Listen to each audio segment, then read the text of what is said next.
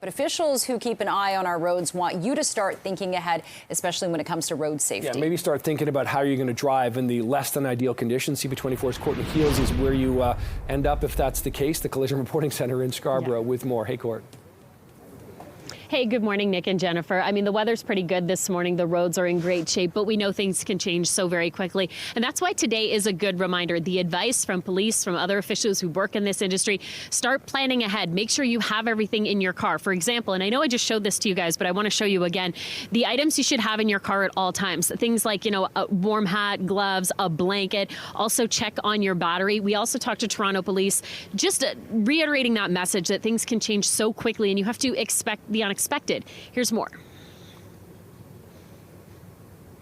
Not only do we have to change the way we drive, but we have to change everything that we're thinking about before we get on the road. We have to be prepared. That means looking at the weather the night before, preparing for your trip, because weather conditions can change. We've had it pretty good so far. Our fall has been really, really warm, but the winter season is upon us. It is coming, and eventually it will be here. We have to be ready for it.